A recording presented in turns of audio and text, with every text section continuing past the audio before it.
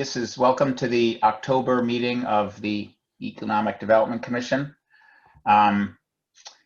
We have, I'll put up the agenda for a minute and then I'll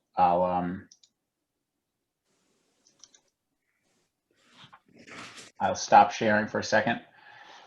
Here's the agenda, additions or deletions to the agenda, citizen comments. As usual, if time permits, we'll allow comments throughout the meeting. So if you have comments that are unrelated to the agenda, you should make them up front. Otherwise, you can hold them until when we're talking about the topic. We have a brief financial update, an update on the Business Relief Fund and Woodstock Works. We've been doing these things, we've been doing them every month. We've got 3 items of new business, 2 substantive discussions and a quick scheduling thing. A discussion about marketing Wassel Weekend because it's so important to our local economy. A discussion about whether we're ready to restart some of the longer term initiatives that we discussed, housing and business environment as examples. And then just briefly a reminder that we would like to start scheduling the discussion that we talked about at the last meeting with the Chamber. And one substantive item of old business to pass now a purchasing policy for the EDC. Before we begin the agenda, I just like, so I'll refer back to this, but it's a pretty simple agenda, so I'll stop sharing it.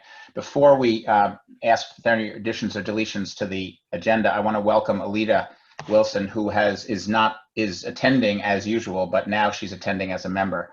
She was appointed to the EDC by the Select Board at their last meeting, and so we are very excited to have her. We're now fully staffed with 9 members, and so Alita, welcome. You've prepared, I assume, an opening speech, and so please go ahead and, yeah. You're funny, John. No, I think my job in the first few meetings is to listen and learn and read. I've been reading all the minutes and I'm just really thrilled to be part of this. I'm very committed to the future of our little town. So yeah, I'm not gonna say a lot until I kind of understand what's going on. Well, I think you probably do, but anyway, welcome. That's great and good to have you. Are there any additions or deletions to the agenda? No? All right. Hearing or seeing none. Citizen comments. Oh, sorry, Beth, you have an addition or a comment? Either one. I'm not sure which one. I didn't know if you wanted to mention the Marketing Restart Vermont grant that we're. Yes, in fact, if you, yes. Okay, let's add that to the minutes and let's add it under item 7A. Is that all right? Would you give us a brief update on that? And also, just if you wouldn't mind, if it's possible, can you just lower your camera so we can, there we go. Okay, perfect. Would you mind giving us a 2-minute update on that? Because you're the most current on it when we get to the marketing Wassel Weekend item.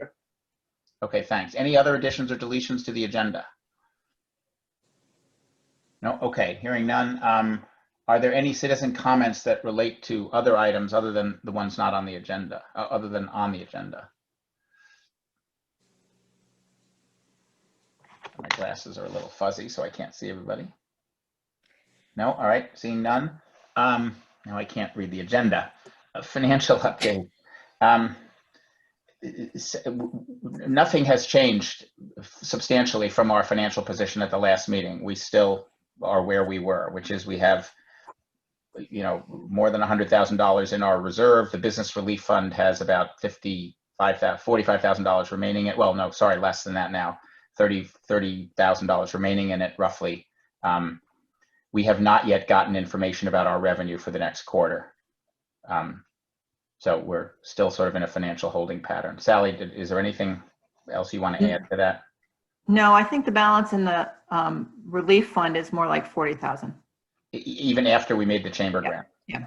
Well, because we've had some people repay the loan. Right, and part of that chamber grants last month did not come from the relief fund. Right. The rent did not, so. Yeah, thank you. When's the next, when do we expect more revenue? February, March, April, May, June, July.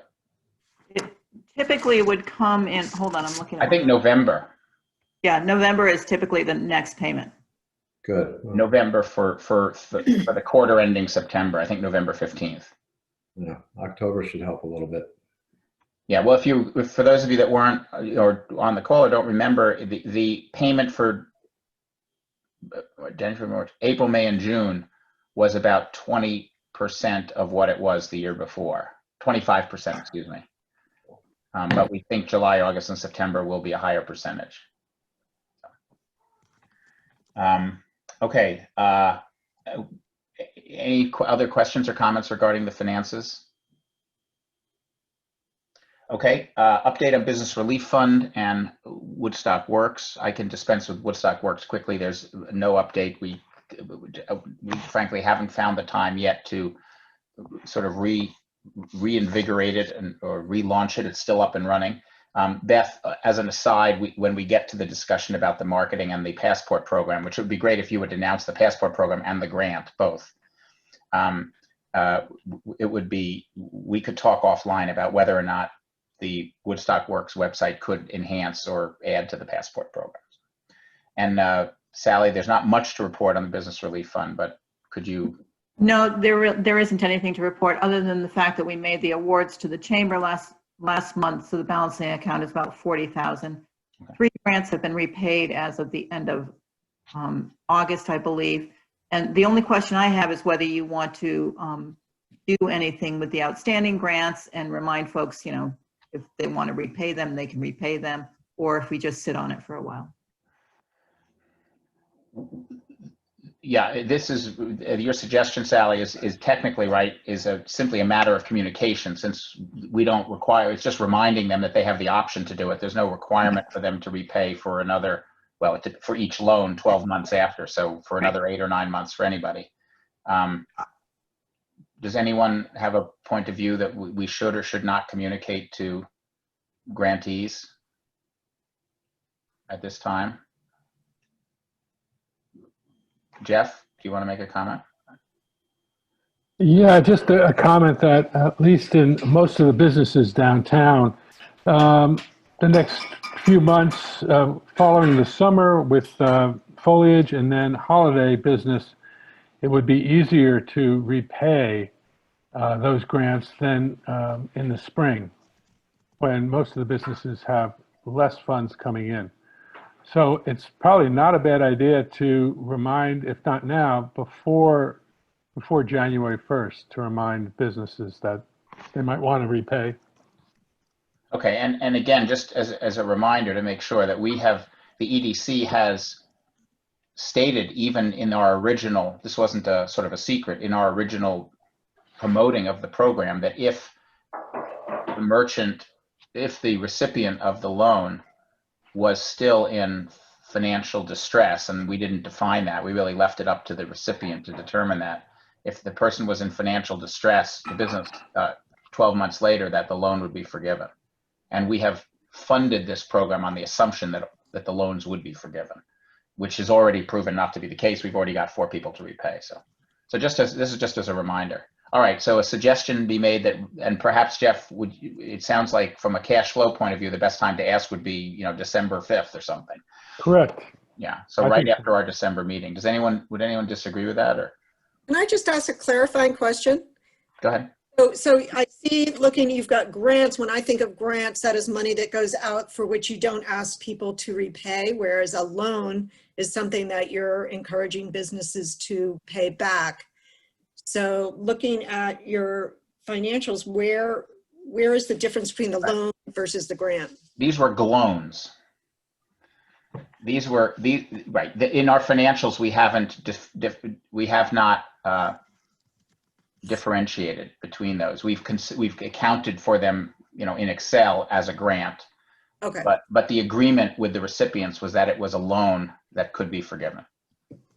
So, all right, then, if hearing no objections, then Sally, I think we'll adopt your suggestion immediately after our meeting on December. And so if you could just make a note of that too, so that we remember to do it. Any other? I'm sorry? I said, I'll do that. Oh, great, thank you. Any other, every month we have a very brief discussion about whether we should maintain the Business Relief Fund or shut it down or repurpose it. Is there anyone who would, if we don't take action, it stays active in anticipation of a potential difficult coming season or new wave. Would anyone like to suggest that we do something different with it, that we make a change? Well, let me just see from the EDC. Well, go ahead, Patrick, make your comment and then we'll. It's more of a question. I think most businesses are going to have less cash flow come January. So wouldn't it make sense to hold it open for people who may have struggles through the winter? Yeah. I would be in favor of that. I'm not proposing we take any action. I just feel like an obligation to ask the question every month, only because, you know, it's $50,000 for a purpose and we don't want to just forget about it. So. Yeah, John, we've always talked about the need being further down the road. Yeah. Than it is today. And given the explanation about cash flow timing that Patrick and Jeff spoke about, perhaps what we can do just from an agenda management point of view is not consider this question until February unless someone wants to raise it. Since what we expect is that the next few months won't be difficult, but we shouldn't be lulled into a sense of security. February or March or April could be the difficult time. So anyone on the EDC is free to bring up this issue between now and, let's say, February or March. Otherwise, we'll consider the relief fund to be active with no further action. And so we can shut it down at any time, but we won't have to deal with it every month. Okay, any other comments on the business relief fund? Yeah, just so you're aware, I know Patrick knows this, that the lodging, not just lodging, but businesses are trying to, for the most part, trying to get themselves to next June, and that's the key. And so the state funds that we're all going after is we're looking just for that, and we feel what we're getting is probably not enough. We're going to need a little more, hopefully in the second round that comes through. But so just keeping that in mind with these funds, we're probably going to be dealing with that. That might be the timing that we would be keeping this open. Okay, thank you. Okay. All right, new business. The first item of new business is marketing Wassail Weekend. And Courtney, I'll ask you to kick off the suggestion that you made, but before you do, I tricked you. Just as a matter of an update to the group, the chamber, well, initially the chamber and the EDC, and then I think it's sort of the chamber has been active in requesting some marketing dollars and developing a marketing program. So Beth, could you just take a couple minutes and explain the passport program and the grant, and we'll see if there's any things we can do to help. Yeah. Now, as opposed to 7D.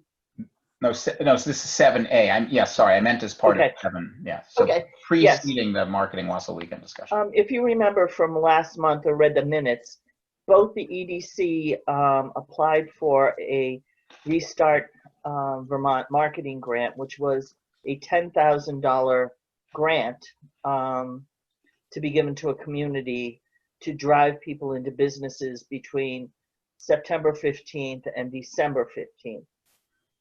The chamber also applied for a grant at that time. You guys applied for a $10,000 grant with the matching funds from Foursquare. Class 4 in Berlin. Class 4, I'm sorry. The chamber applied for about a $4,200 grant to create a passport program. And that passport program is to drive business into 20 businesses, restaurants, and downtown businesses, with the business each giving a $20 gift card that will be drawn weekly for the people who have completed this passport. If you go and visit and spend $20 in any 10 of the 20 businesses, you It was also cited yesterday, but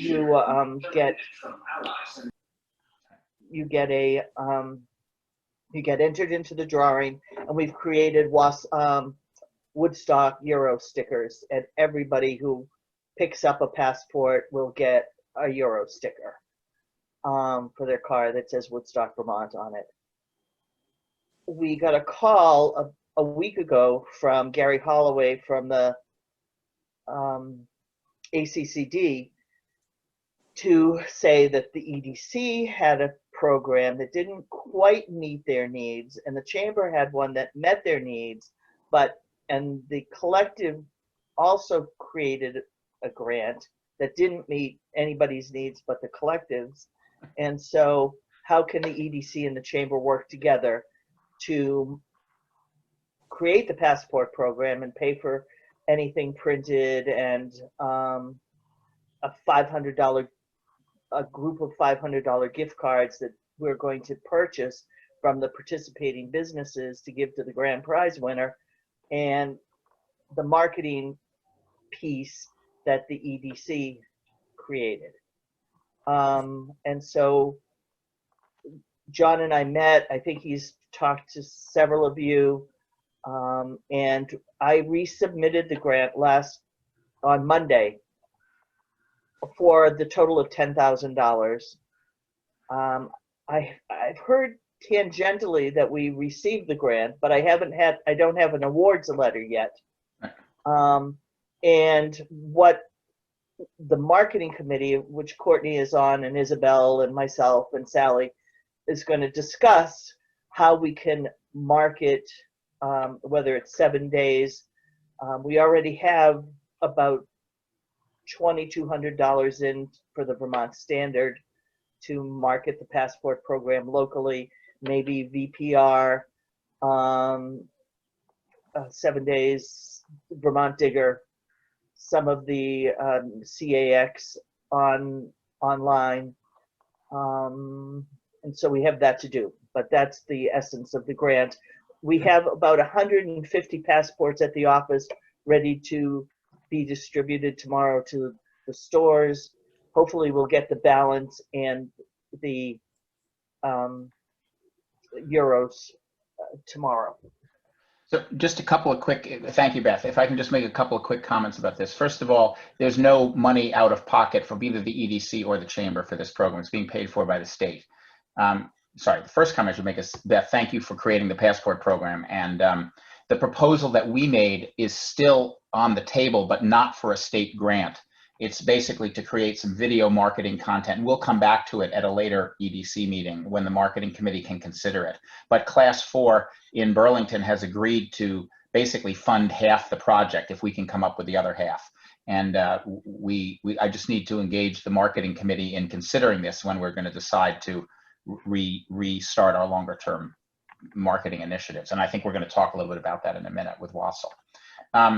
The other thing I just want to add, though, is that we have, in effect, $5,800 in addition to as part of the chamber grant to spend on paid media. Courtney in particular, but others have been talking for a long time about how it's great that we have a website and it's working nicely and we're getting more and more people to it, but we're not driving it. We're not paying to drive people to it, and we could do that. So I would just encourage the marketing committee, as you think about allocating these free dollars, to consider some of it as a potential small test for future paid advertising, to try to figure out whether it's more effective in the Vermont Standard or on Instagram or on 7 days or whatever, so that when we actually start to allocate big money or bigger money to it of our own, we'll have had some data to base that on. So just brief comments. So then Beth and I maybe included in the grant was $1,200 for Instagram and Facebook ads. The thing about the grant is they were very specific, wanting for everyone that's receiving these funds to support Vermont businesses. So they didn't want to see a ton of money going, to California or wherever else. They wanted us to spend it with places like the Vermont Standard. Right. No, understood. Fair enough. Yeah. Patrick, did you have your hand up? I'm not sure. Patrick and then Alita. In terms of the website and doing paid stuff to drive traffic there, has there been any thought to doing a strong SEO program as part of the website effort?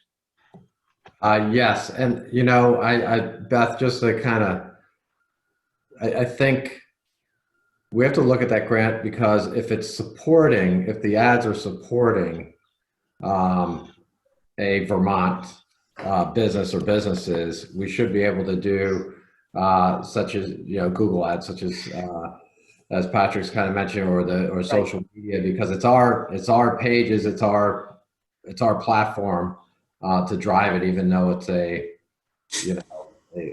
large company that's not based here in Vermont. I think it's something we can get away with and go on that. agree.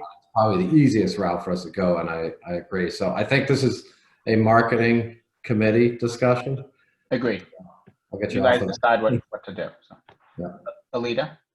Just a question, are these gift cards that people, it would be populated with money where they would go into a store and spend money? That's the purpose, is to pick up a passport at any bed and breakfast, the Woodstock Inn, the Welcome Center, and all of the participating businesses. Pick up the card, go buy something at the Unicorn for $20 or $30, get your card stamped, then go to Woody's Mercantile and spend another $30, yada yada. So you're going to go to at least 10 businesses, get your card stamped, and then either we're asking for name, address, and obviously email address. So we're collecting that data, and then they go into say next week, everybody on this call goes to 10 businesses and spends, $20 or $30 or more each. Then it'll go into a drawing, and then we're going to pick one every Tuesday to give to that person to go back to that store to buy another $20 worth of merchandise. Okay, I misunderstood. I thought the state was giving us funds to have preloaded gift cards that people could walk to a store and swipe it. Say you've got $30 per person, you could go into any store and buy whatever you want and deducts it. It's they're paying for the marketing, basically. The marketing. That's all they're paying for. Okay. And the Well, and they are going to give us card. $500 to buy gift cards, so that the person at the end that gets the big drawing gets a $500 gift card to Woodstock. They're also paying for the printing. I mean, all the costs associated to that. That's Anything printed. right. It has to be locally made. So I spend $30 a week just on masks at Unicorn, so I would be looking forward to this. Right. So the idea is actually, people like yourself or all of us on this call is to try to hit 10 stores. So that was the idea. We're already talking to people who like to shop in Woodstock. Let's try to get them into 10 stores or restaurants. Not just their 5 usual ones, but expand your scope. Got it. Okay, thank you, Beth. All right, so this is just a marketing introduction, basically, to a discussion about about marketing Wausau Weekend. And Courtney, why don't you introduce the topic and we'll have a discussion about it. Sure, and let me start with a little caution.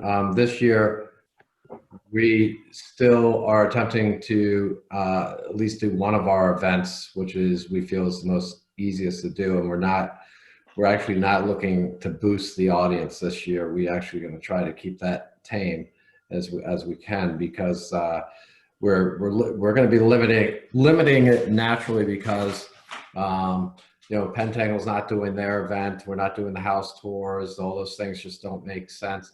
The only thing that really made sense to us that was safeguarded as best we could was to have a parade, which is 45 minutes to an hour long outdoors, and try to spread it out and reroute it a little bit. So it made more sense, with a lot of help from Robbie and David Green and so forth. So, but this discussion for me, for all of us, is there's two things. There's some things that we may need this year funded, and it may be not just the EDC, but other people that can pitch in. But I know we talked about the need for maybe some porta potties, because obviously things like the library, which usually is open to use the restrooms, is not going to be. The Woodstock Inn is not going to be open for restrooms. We didn't do that last year either. We're going to keep that to the guests only. I think Lita was talking about possibly having the town hall guest bathrooms open, but we need an attendant to clean that periodically. So there's a variety of things that I think, Beth, you may have or at least starting a list of things that we want to ask for. Correct. And then the second part of it is just the long term, when things are better and we really do need to market this and drive it. I'm not just focused on Wassail, I'm actually focused on the month of December. We've been really successful for a 2 and 3 day weekend. I think we were a 2 day weekend that kind of expanded to a sort of a 3 day weekend. But we have an opportunity in Woodstock to really create a holiday month for us, and to start expanding it and trying to grow it as a place that I think there's some natural traffic that's here, but those other weekends and weeks leading up to it or right after are a little bit of a lull. And we think that in the long run of creating some type of winter wonderland feeling, a holiday spirit, whether it's on the green or at Billings Farm, and a variety of month-long activities and so forth.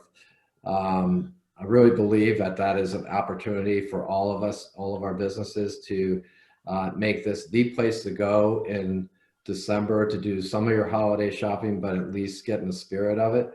I think the holidays seem to come and go really fast, and the lead up to it is an exciting time for most. And it's an opportunity that we have there, and there's a lot of places in the United States and in Europe that do a really good job of doing that, and I think we can learn from that.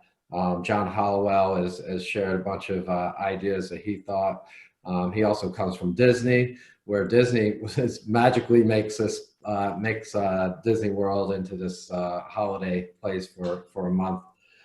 So there's opportunity there. I think the EDC, from a economic growth standpoint, first of all, can be a great player and a great supporter of Wassail Weekend to begin with, and then look at opportunities to expand on that. If you look at Wassail alone, I think the numbers we came up with 2 years ago in a report was about $16 million in kind of the immediate area that the revenue comes in. That's unbelievable amount of money in just a 2 or 3 day period.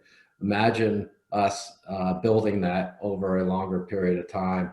But I think that alone tells you to at least keep the sustainability of Wassail Weekend. And after this year, when we're going to be extremely limited, and we're going to have to kind of maybe do a little reboosting of getting that traffic back here, that our role is going to be key in that. It's not going to just take the EDC, it's going to take the community to put in dollars that they can get a return on. But I think it's time to talk more about this. I know we've had discussions in the past. Alita? Yeah, and Courtney, I completely agree with you. And sort of our philosophy with Pentangle is to try not to deplete our limited resources this year.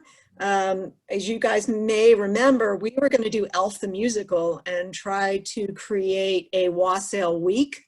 And I think you're right, Courtney, that it doesn't need to be a Wassail week. It could be the month of December. And so, we were committed to doing a big production that would bring people before Wassail Weekend and have them stay after Wassail Weekend. And I also think it's important for all of us to think about other weekends where we can come together and maximize. I'm really thinking about the future of our organization, and our success is going to be, and the success that we can bring to businesses is pick those weekends where we know people are going to come, develop programming, do some local marketing, shop local, whatever. But I think you're exactly right that we know Wassail is a proven, and it's well worth our investment, maybe not this year, but to start planning really early for next year. And we will do a big show, hopefully December 2021. Beth, hold on one second. I think Larry might have been raising his hand. Were you, Larry? I couldn't tell. No? Okay, Beth. I think that there is no issue that people will come for the month of December. The emails that I am getting 2, 3, 4 a day are hungry for the magical, the sense of magic that Wausau brings. And I think Woodstock in general brings that. And people just want it to happen this year. But in order for it to happen, I'm not sure it's the marketing piece, but it's the safety piece that we are really going, and it's not the chamber. This is a group larger than the chamber. It is the community that the EDC is supporting. And please know that. We're talking about, $1,200 for porta potties, because I can't have 15 people in the Welcome Center safely right now waiting in line. Our goal is to, Ray has worked really hard on, with Robbie and David, how to move people so that they'll stand on Pleasant Street and Elm Street and Triview Park, and so we can have 150 people down this way and another 150 people this way, and the inn people will stay on the inn property, and the parade will go around the inn. The police department, the cleaning of both Pentangle and the Welcome Center, because that's going to have to be done hourly. And the shuttle and the horse wagon. So those are all things that I have a list of that really need to be considered for 2020. And we've never come for help. This is an event that the Chamber and Pentangle and the Congo Church and the 10, the library, have all been able to make happen on their own strengths. And a lot of other donations in there too, Beth. There are a lot of donations in there, Yeah. but we're going to need help to support the community this year. Yeah. Let me suggest what the EDC could do. I think there's, I would like to propose that the EDC play a convening and funding role. Those two things in particular, and that we convene all of the groups that Beth described quickly. I think if we do this quickly, we don't wait till our next meeting. We have just enough time to do it well. We have obviously many of the tasks will naturally fall to certain people, but I think we should include in those tasks marketing. And we have a marketing committee, so we know to whom that task falls, but we need to think about funding marketing. And so what I would suggest is that we agree tonight that the EDC will convene the community, basically represented by different groups who could contribute, and that in that convening, which will happen, within 7-8 days from now, soon, enough time to just announce it and invite people. And we'll divide up the work, and in that and identify the funding gaps, where the funding needs are, and so forth. And that in addition, and that we decide that tonight. Doesn't need the select board approval. We can simply initiate that. But that secondly, tonight we discuss releasing some of the EDC marketing funding to this effort.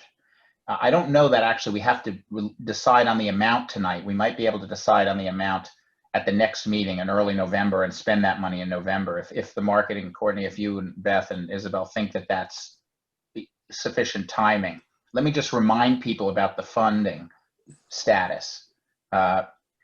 We have approved, and we and the select board have approved, an $80,000 budget for the marketing group for 2020. We then recalled 44,000 of that and left the group with a working budget of 36,000, which was enough to keep the website running and the content created. And it looks to me, Sally, based on our report in September, that we will not exceed that 36,000, and we may run a little bit lower than that for the full year. There may be a few $1,000s left. Would that be an accurate interpretation? Sally? Yeah, I know. Yeah, I hear you saying, you'd have to ask me that after I get a chance to look at the notes here, because I didn't.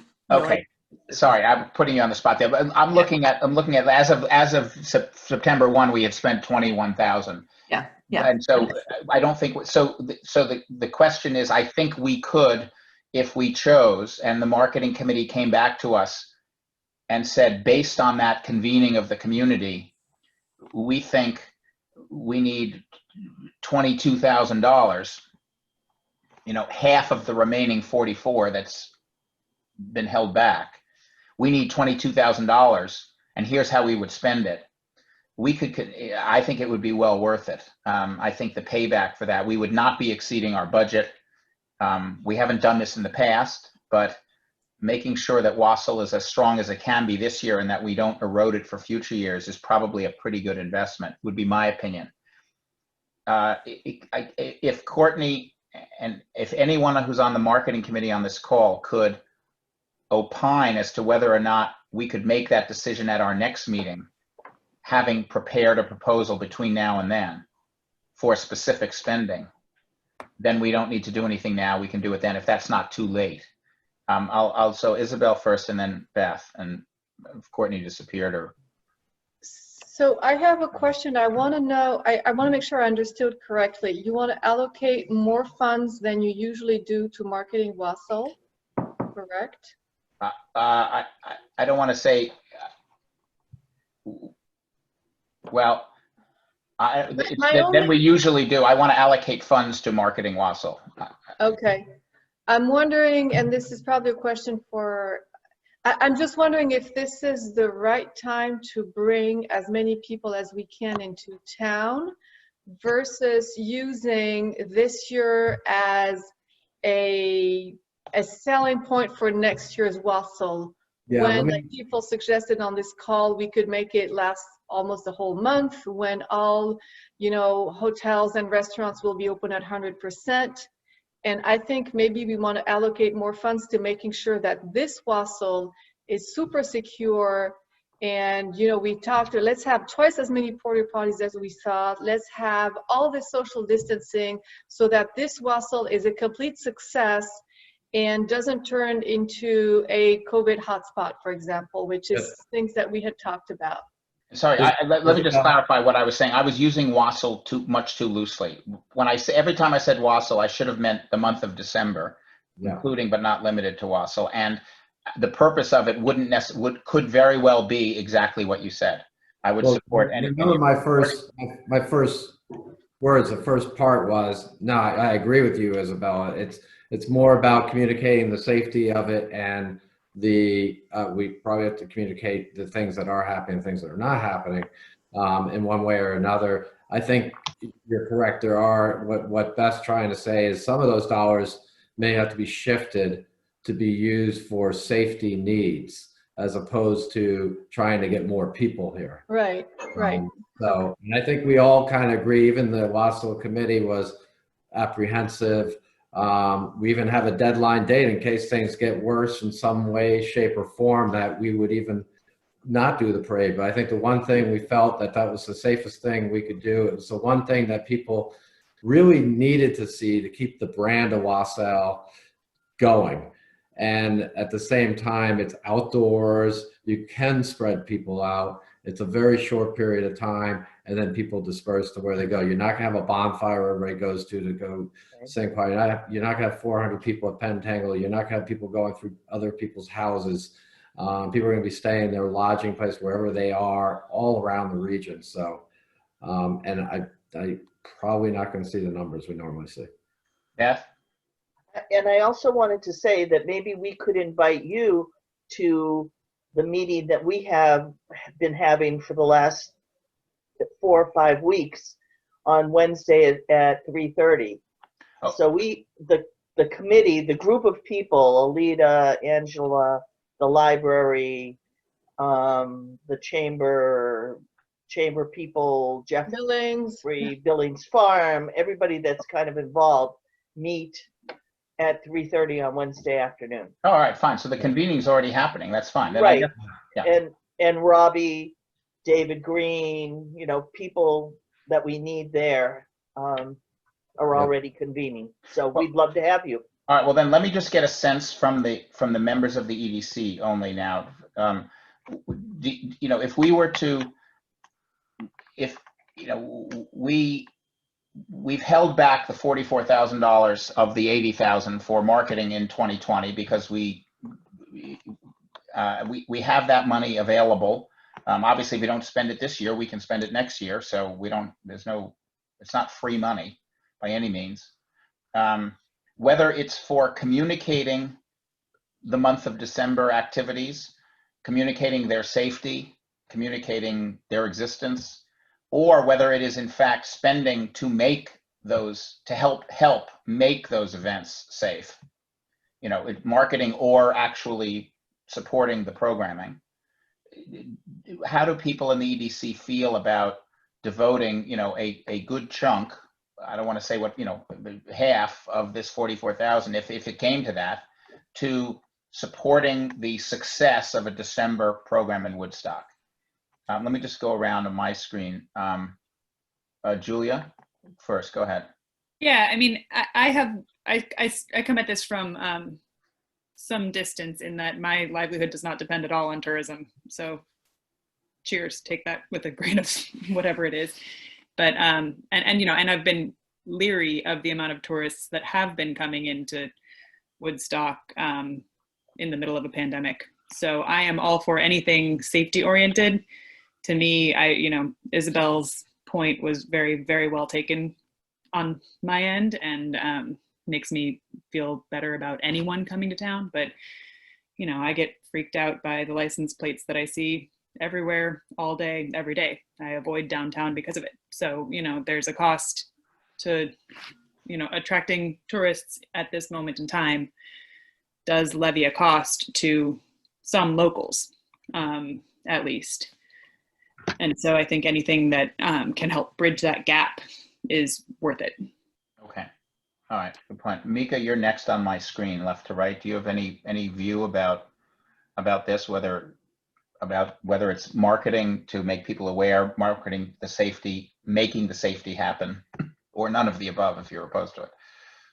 Yeah, I feel similarly to Julia in that, you know, I get nervous about the idea of crowds. On one hand, I'm very happy to see that our local businesses have tourists and have customers. I think that's really super important, and it makes me happy to see it. I am very happy to see all the people in masks, and it appears that people are following the rules that they need to be following. So, you know, I wouldn't want our safety protocols to go any further necessarily than they have to, but I also wouldn't want to take any shortcuts, you know? So I want to just make sure that we're always doing the right thing, and we always have the fact that we are in the middle of a pandemic at the top of our mind. If there is a way to safely execute a Wassail weekend or some version of that, whether it's a weekend or a week or whatever, if there's a way for us to safely execute it, I think it's fantastic. And it does help keep Woodstock on the map in terms of December destinations and things. And I would hate to see that go away because, you know, with all the other things that are going away in the middle of this pandemic. So if we can find a way to safely do it, then yeah, I'm all for it. Okay, Larry. Yeah, Mika just said exactly what I would have said. I think it's great if we can do something that would be a spirit boost to the community, with safety as being the you know, a prime goal. And I think if we do it safely, we get more credit that way anyway. And trying to keep it in front of people and with the eye towards 2021. So I'm a little. You're a bit, you're not being very specific because you can't about how much we're talking about, and so I guess we'd be wanting to look at that exactly. But I'm in favor of the general notion. Right. I'm really assuming that I'm really just trying to figure out how during the next 4 weeks we participate in this weekly meeting, whether we, what we try to emphasize and so forth, with the assumption that our funding decision would be made at our next meeting.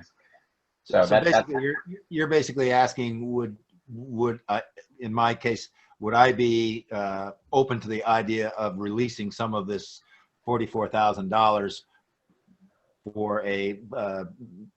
for things to be determined later on? That's just as a matter of principle.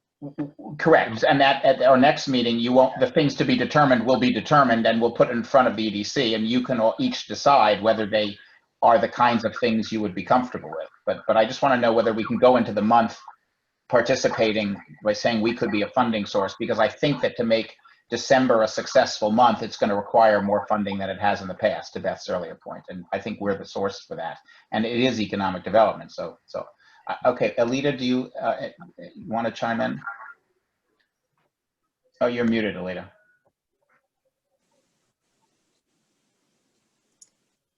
Oh, sorry. So I guess I would sort of echo, I think what Isabel said is, plan for 2021 and make it amazing, and try not to flitter away resources. I am on the committee with Beth, and I think that Dave Green and Robbie raised some really important questions for us. And do I ever want to cancel or postpone? No, but do we want to have a situation in Woodstock that, we've got some sort of spreading? I don't know. I think we just have to, it's a difficult choice. Okay, Courtney, I know you proposed this, but I'm sorry, Alita, that was about spending money on safety stuff. But anyway, I do have to say this. We did, Beth reached out to Ted Brady, our deputy secretary, who seems to answer most of the questions about what we can do, what we can't do, or what they allow. And do remember that actually legally the state they're very careful what they do, because legally a lot of things that they're telling everybody what they're supposed to do is not, they can't make you do it. So it's not, it's just greatly suggested that it looks like it's mandatory. So he's really good at taking the language they have on there and trying to tell you what they were thinking and what they understand. So he was basically said that, the parade can happen as long as you don't have more than 150 people in it, and that they're distancing and doing all of that, that you guys have all these safety measures in place for crowd control. I don't think we did mention about the length of the event, of the actual event, that it was, and that it's outdoors and so forth. So they were not against us having it. They just wanted to make sure we were doing the right thing. Just out of curiosity, how is the committee planning on monitoring the 150 number? The 150 is just for the people in the parade on the horses. It's the parade. Got it. Okay. And that is actually probably under 90 with the walking people. So, and if you think about it, as some people have said, so you have to be a cow length between people. We're going to be horse lengths between, we're going to be social distancing in the parade. right. But I think the issue, it probably isn't the marchers, but the audience. So Right. And that was the point, is that we're all at 150 outside. The parade is completely different. Right. So it's more how we are going to have people Congregating. we can have 150 people. right. Well, let's not solve it tonight. And just Tonight. as a local who has gone very excitedly to Wausau Weekend Parade in the past, and who has hosted Christmas parties and sent people down with mulled wine to watch the activities, I'll nearly certainly be skipping this year because I'll be avoiding people from out of town, because I'm too afraid to be in proximity with people who have not proven themselves to be really great actors at social distancing. So just a perspective from a person. Right. Well, I think that I'll just add my last 2 cents, which is I think Isabel's definition of the objective, which is that it's worth, if I'm putting words in your mouth, Priscilla, but I'm using the key word you use, which is it's probably worth investing to have a successful wassail. And success means that it's enjoyable for some good number of people, not necessarily more than in the past. In fact, it can be successful with less than in the past. But certainly if it becomes a COVID-related incident, whether it's for locals or visitors, it's going to tarnish, first of all, obviously hurt locals, and it's going to tarnish our image. So we need to have a successful event. And I think there's certainly been enough emphasis by a number of people on the EDC that safety is something that we need to see in order to be able to fund this. So I think based on this, unless anyone objects, Beth, if we could accept your offer to attend the Wednesday at 3:30 meeting, so that we, and I invite any of the EDC members to attend, if that's okay. It sounds like it's a large group, so we won't make it unproductive. I'll certainly attend on behalf of the EDC, and anyone else is welcome to Wednesday at 3:30. And Beth, maybe you can send around an invite so that we know it. But what that means is that we'll come back. We'll push this group to help us to help develop a specific funding proposal and an explanation in particular of how safety is going to be developed by the November 5th, whatever our meeting is, November 5th or 6th, something like that. And at that point, we at the EDC, each of us can apply the kind of perspectives that we've indicated tonight. I think it will be a tough needle to thread to meet the requirements that the EDC members have set out. I don't think we're in complete unison about it, which means we'll just have to vote. But it's not impossible, and it would be worthwhile. I think everyone would agree that if we can make this successful, it would be a good investment. And so, Isabel, thank you for framing it that way. Does anyone object to that process? And we'll make a decision. But that gives Beth, that gives the group 4 weeks to come up with the specifics needed. And you and Isabel and Courtney, you've heard the sentiment of what we'll be looking for next month in terms of, particularly in terms of safety. Anyone object to that? No. Okay, good. All right, so that's our plan. Thank you for that. Courtney, thank you for raising it. We've just, a second item of new business is restarting the longer term EDC initiatives. In January, we discussed, along with the funding of all of our programs, we discussed 2 longer term initiatives that weren't asking immediately for funding, but were important, and we expected in the future would ask for funding, but we needed to develop proposals. One was housing, and one is improving the business environment, which could include business policies that might make the economy grow faster. It could even include things about the physical revitalization of the downtown area, creating an environment that is conducive to growing the economy. We haven't, the last 3 or 4 months, the last 6 months, we've really been focused on temporary business relief and ad hoc COVID-related requests for funding. We can't lose focus on that, but I think we're ready. We have the capacity to start to begin at least to convene those 2 groups.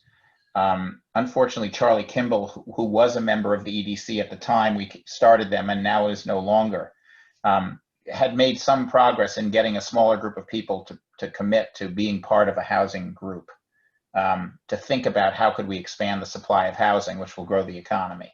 But and there's some interest in there's some other groups that are interested in expanding housing supply as well. So there's really no specific action that we need to take tonight other than directing me to either start to push to reconvene these groups, to recreate the housing group, to create the business environment group, to seek out volunteers both from the EDC and outside the EDC, and to begin to come back to the EDC with some suggestions for what issues they want to deal with, and then over time dealing with them. to either direct me to do that over the next month and get this started, or to direct me not to do it, that we should wait because it's not the right time. Maybe it's premature and so forth. I would like to suggest we do it because eventually the short term becomes the long term. We keep focusing. I was struck actually when Alita was interviewed by the select board and asked if she would do anything differently. And the one thing she said was that she would try to get us to focus. I'm putting words in your mouth, Alita, but basically try to make sure that we were focusing on long-term impact. And that sort of struck a chord. And by the way, that's a sentiment, I see a number of you nodding, and it's a sentiment that we've all had and said to ourselves in the past. And then COVID came along. So it's not really our fault, but are we ready to,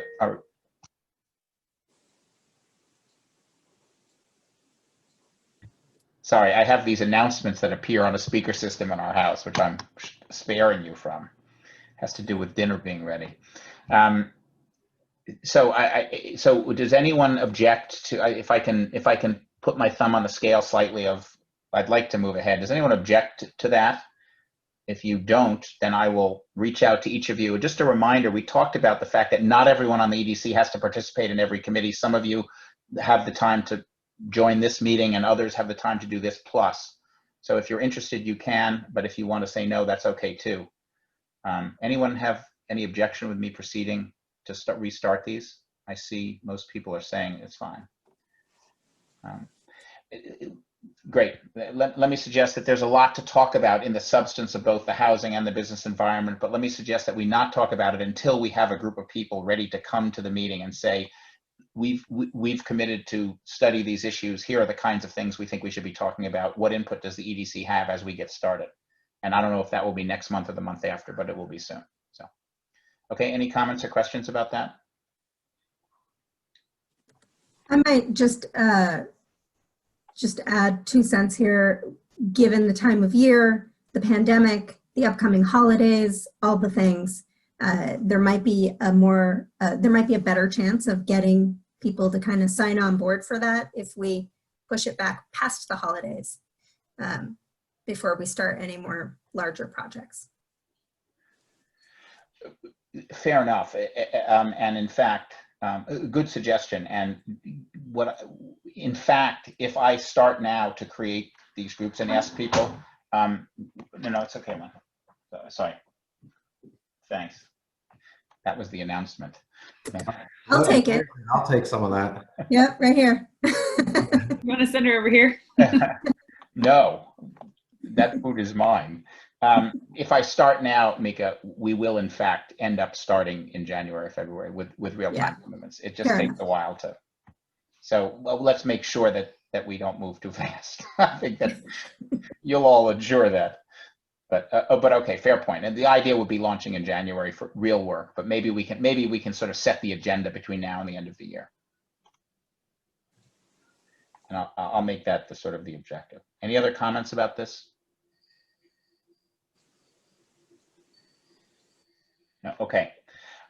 Last item, it's just a scheduling item. I'm almost doing this just to remind all of us, but I really, if it's okay, and I see we have the right group of people, exactly the right group of people on this call, I really would like to convene a meeting between the leaders of the chamber, the several select board, or whoever on the select board would like to represent the select board, and the EDC to discuss longer term consistent funding for government funds to support the chamber, and then to give the EDC at least members an opportunity to to assess and opine on the appropriateness of whatever program we then come up with. I think there's,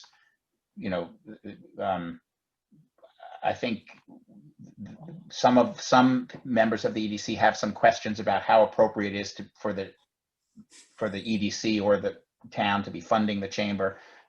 Others are much more amenable to it. I don't think anyone is unalterably opposed to a good solution that allows us to do economic development and allows the chamber to be a very effective player in that.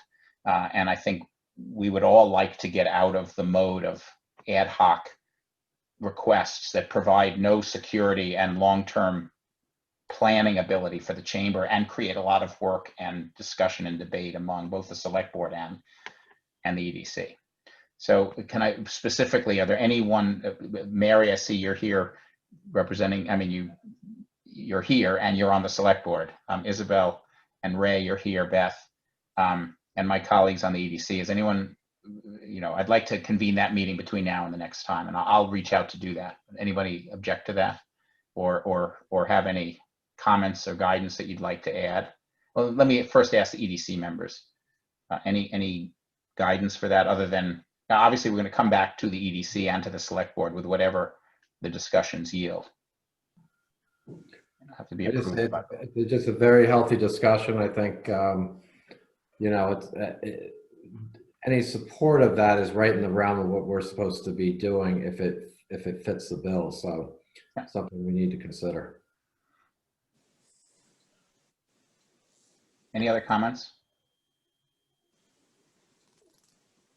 Okay, all right, good. So we'll schedule that. Okay, our last item is, sorry, actually, Mary, sorry, can I just get, I've mentioned this idea of a meeting with a couple of or someone from the select board and the EDC and the chamber, because the select board does in fact fund the chamber quite considerably. No one has ever objected to it, but I'm not sure if anyone has ever said, yes, that's okay. And we've never talked about thinking about our funding in this specific case as one pot, to coordinate between us. Are you comfortable with that? Or at least for now, are you comfortable at least having the discussion? Oh, yes, absolutely having a discussion. I think it's a good idea. A lot of those areas of funding, et cetera, are under a lot of discussion right now. So this is an appropriate time to do that. Okay, perfect. All right, great. good. Thank you. I realized that I had sort of not waited to hear the answer to my question. So, okay. The last item we have on the agenda is the purchasing policy requirement. It's listed on the agenda as requirements for EDC and grantees, but it's actually what we're proposing is just for the EDC.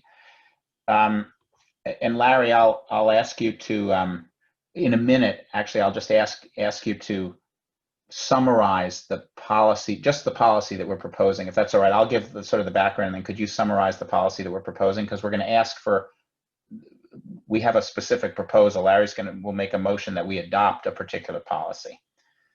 Is that all right, Larry? Yeah, okay. So for the last two meetings, I think we've talked about purchasing policy. This issue was raised not specifically because we thought there was a problem, but raised because we were certain that there was a lack of clarity in what we were supposed to be doing, in particular on our projects being projects that the EDC funds and leads ourselves, like the benches or Teagle's Land. Teagle's Landing is a good example because it's a big construction project. In some towns, it would be the town that would be buying and paying for Teagle's Landing. And the town of Woodstock has a purchasing policy that covers absolutely things like Teagle's Landing. It has a process for bills, the town manager's role and when bids have to be submitted and how they have to be reviewed and all of that. And it was very unclear. It has been unclear in the past, and it is unclear to us whether or not that policy applies to the EDC. And so we're trying to clarify that. And so what Larry has done, and in the documents for today's meeting, you can see 3 documents: the town policy, verbatim, a markup of the town policy, which crosses out the items that don't apply to the EDC, like the town manager will approve and will review and approve the bids. And then additions that say what it should be for the EDC, like a member of the EDC or the EDC as a whole will review the bids. And then that results in a cleaned, quite simplified document for the EDC that then would be that is the policy that Larry's proposing. And the last thing I'll say is that the policy, in my opinion at least, that Larry's proposing, like the town policy, is designed to give us quite a bit of flexibility and freedom but it also allows for and identifies when we need to use a more formal bidding process. It allows us to get out of that process if we think that that's best, but it describes the process we should use if we think that that's best.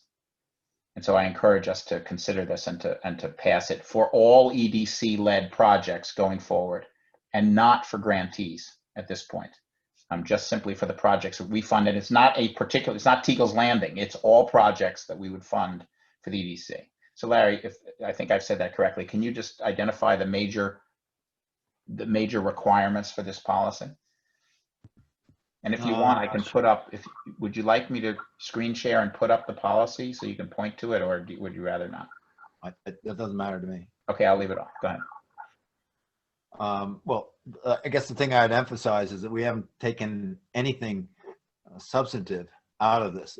This is the town's policy with the parts that wouldn't apply to us taken out. And all we've done is add in clarifications that, for instance, that it's the policy for projects that are initiated and led by the EDC. We've added in, or the suggestion is to add in a few things, which I will mention. First of all, it relates to purchases over $3,000. And if you have a purchase over $3,000, then this policy is in effect. There's the bid process, and the bid process, this was one of the things where there seemed to be a lot of confusion. You can place an ad in a newspaper, but you can also identify contractors or whatever that are known providers and simply send a notice to them that you would like them to bid. You can put a bid solicitation on the Town of Woodstock website. And we've added, or the proposal is to add from this 2013 policy, posting something more up to date, which is posting a bid solicitation on the Woodstock Digest, because the idea there is that many more people probably would be aware of that, and that's a good way to get the word out. So that's one substantive addition to the policy that would be added. Then there are general bid specifications, kind of the general thing of what's the project like, where is it, when do you want it done, what's the product, and you can put these specifications together, but you can also do it simply by a site visit. Using Teagle's Landing as an example, you could mail a letter to several or 2 or 3 organizations that might, contractors who might want to do the project, and just instead of writing up a big long list of specifications, meet with those people at the site and explain exactly what it is you want to accomplish. So it's not that difficult to comply with. In fact, that's what we did with Teagle in a more informal way. And then there's the criteria for bid selection, talking about the ability to perform, the experience and reputation of the person, their financial responsibility. But it also says that we have the right to, in our sole discretion, reject any and all bids, and also to select a contractor based on our one's understanding of that they might be uniquely qualified to do the project. So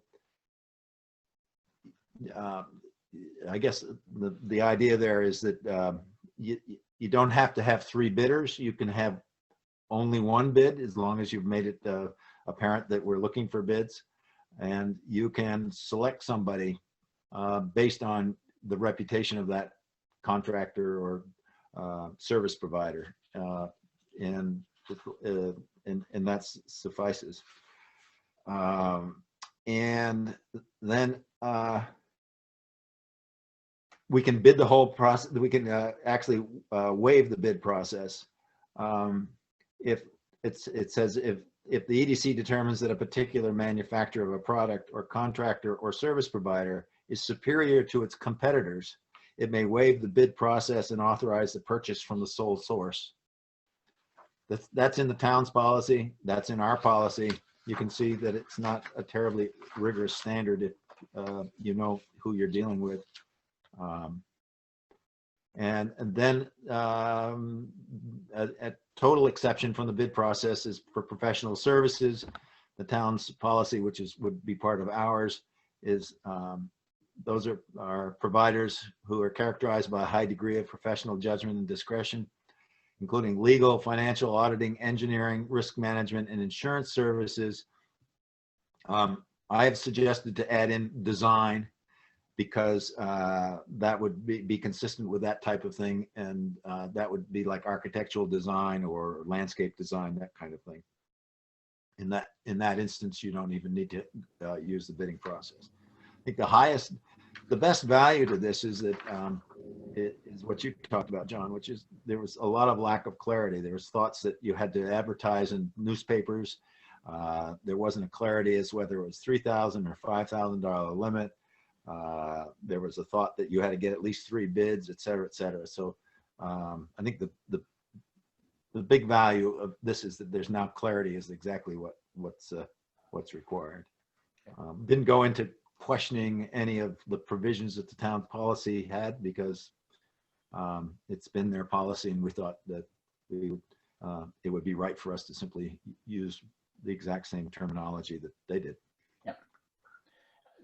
I guess the one thing that this policy forces us to do, and I think that's a good thing, is to simply justify by stating rationally and clearly if we don't want to follow the multiple bids, competitive bids, pick the lowest price. We simply have to articulate, we're picking, if, for example, we decided to do a sole source of this bench, we have to state on the record that we believe that this company is providing this bench is superior to its competitors. And here's just briefly why we believe that. And it forces us to make that transparent and clear. And I think that's a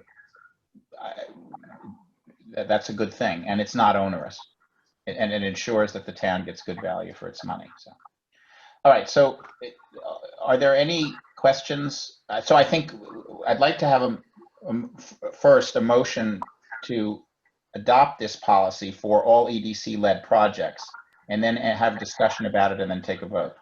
So, Larry, do you want to make that motion? Yeah. So moved. Is there a second? A second. Okay. Any discussion? Any questions or comments first from EDC members and then from anybody else? Mika? I haven't been, Larry, can you mute yourself back again? I think it's echoing maybe. Thank you. I haven't been part of a lot of these conversations, over the past 10 months. So I might be missing something.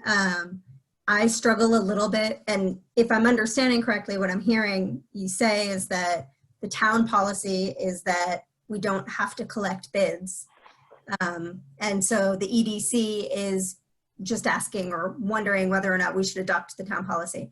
I struggle with the idea of using taxpayer money to pay for something and not collect bids and try to go with the cheapest option, or maybe cheapest isn't always best, with that understanding, of course, maybe that's not always the answer, but just making sure that we're really looking at all of the options objectively and making a sound financial choice. And so I struggle with that idea, but again, I have not been part of this conversation for a long time, and maybe there are very good reasons for that.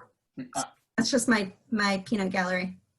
I don't think you've missed anything. These discussions have been the last couple of meetings, and I don't think you've missed anything. I think we've... Okay. Yeah, I struggle with the idea of spending money without collecting bids. John, can I? Larry and then Courtney. Yeah, Mika, I totally agree with you, but these are EDC projects, so it would be coming before the EDC. And at that point in time, if you would simply say, I think we should get bids, and we would proceed to do that. Oh, gotcha. Okay, so it's not a blanket rule. It's No, not at all. opening up the option. You could say, we would come and say, well, we have so-and-so who's going to do all the work on Teagle Landing. And you could say, wait a minute, did you get any bids? And we'd have that discussion and we'd say, you know, they would say, let's go out and get bids. And Gotcha. Okay. Okay. I feel better about that. As long as the option is still open, I do think that's important. Courtney? Yeah, and Mika, I think what I have to applaud is the fact that, you know, early on when you were early involved, that we did a lot of things relatively loosely, and the fact that we've got policy going into place, and we've got a process that we've got now. And the beauty of our committee, we're small enough that if it doesn't work, we can go back and fix it and change it and adjust it as we need and vote on it. So, but I appreciate it, Larry and John, for getting us some structure. So thank you. Well, Larry did the work. So, any other comments from anyone? Actually, Bill, do you want to comment at all? I mean, we're just adopting the policy that you know that you follow for the town. Anything you want to add or?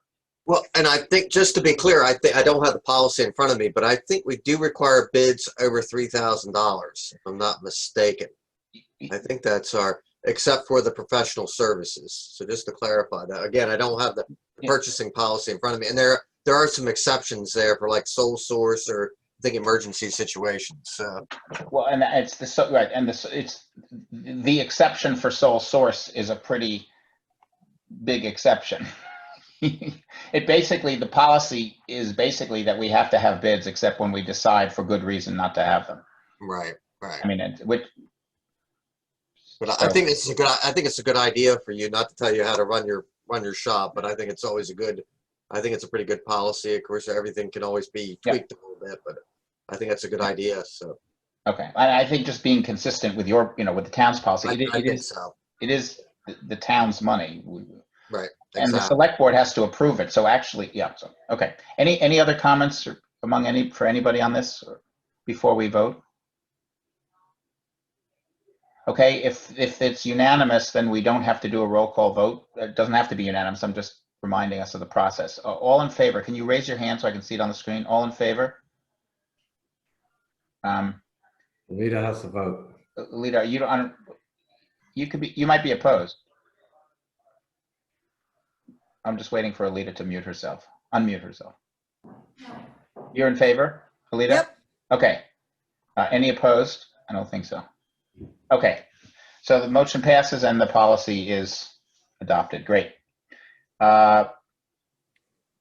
Sally, do I need to ask about if there's new business, or did we do that in the additions or deletions to the agenda? You might just ask.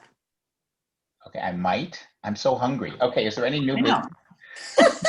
That's great. That's one reason for doing I think you might ask if this 6 o'clock meeting works. That might be good to know from folks. Any comments about that? It's a great question. I'm fine with that because I can go eat and I've got another hour to watch my show. Right, exactly. Okay, so we'll keep it. It looks like attendance is about this. So we had 18 or 19 people on, 20 people maybe in total. So it doesn't seem to affect attendance, which is great. So we'll keep it at 6 p.m. Until we decide to change it. And can I have a motion? Oh, sorry, Julia.